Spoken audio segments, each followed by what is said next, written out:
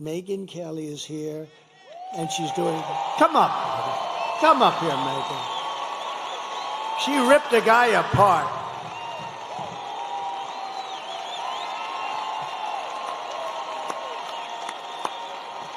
Thank you. Nice to see you. Hi, everybody. Hey, it's great to see you. Can you believe this guy? Can you believe the energy and the stamina on this guy? At his age, I'm ready to go to sleep over there. He's got another rally to go to till tonight.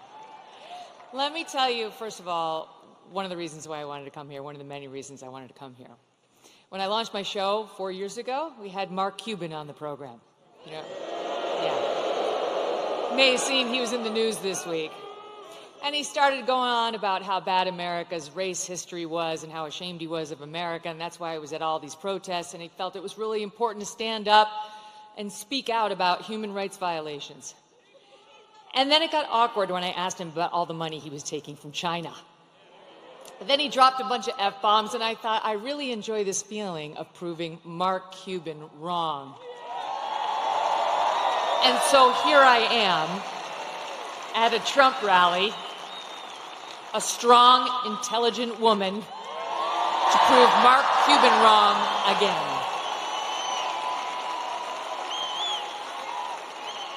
I won't take up much of your time, but I do want to tell you the main reasons I am voting for Donald Trump. Number one, immigration. He mentioned it. And people like Laken Riley. I'll be thinking about her tomorrow all day. 22 years old, killed in Georgia, a young nursing student by an illegal.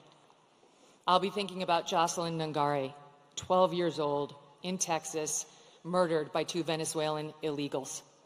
President Trump closed the border. Kamala Harris opened it by choice. It wasn't accidental. She said it would be humane. That's what she and her boss believed. Tell it to Laken Riley's family. There was nothing humane about it. He closed it. They opened it. It was an intentional choice, and there's no reason not to believe they won't do it again. The boys should not be in the girls' sports. The boys should not be in the girls' bathrooms. The boys should not be in the girls' locker rooms. Peyton McNabb, North Carolina sophomore in high school, slammed so hard in the face by a volleyball hit at her by a boy pretending to be a girl, she suffered traumatic brain injury and permanent paralysis. Kamala Harris looks at her and says, be kind, suck it up. And that's what's right. Why do our girls have to face brain damage in order to be kind to boys who want to invade their sports? And by the way, they are going into the women's prisons. She changed the law in California to make sure the taxpayers would pay for their sex change operations. She was not just following the law, she changed the law. President Trump will stop it.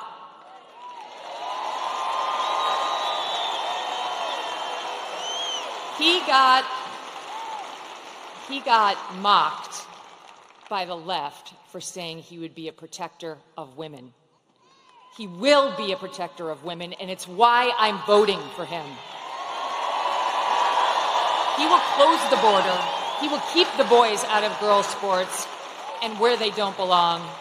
And you know what else? One more thing. He will look out for our boys, too. Our forgotten boys and our forgotten men. Guys like you. Guys like these guys who've got the calluses on their hands, who work for a living with the beards and the tats, who maybe have a beer after work and don't want to be judged by people like Oprah and Beyonce, who will never have to face the consequences of her disastrous economic policies. These guys will. He gets it. President Trump gets it. He will not look at our boys like they're second-class citizens.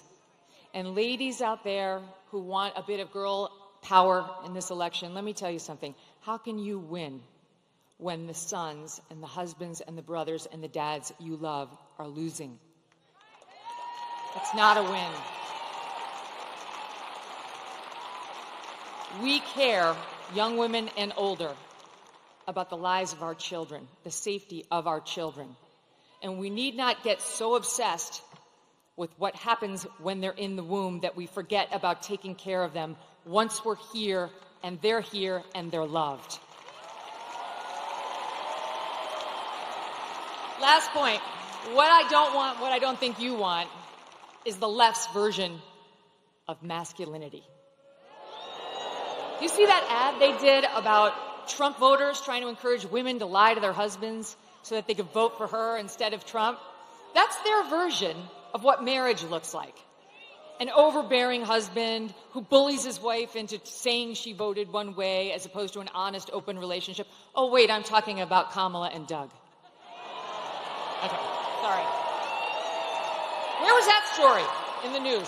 Where was that story? I don't remember a single media person, not one, who sat with him, asked him about the abuse allegations against him by a successful professional attorney who has great details, who has receipts, who has witnesses. No one even asked about it. I'm not into their version of toxic masculinity or new masculinity. I prefer the old version. Them, all of you, and I prefer a president who understands how to be strong and how to fight. I hope all of you do what I did last week. Vote Trump and get 10 friends to vote Trump too.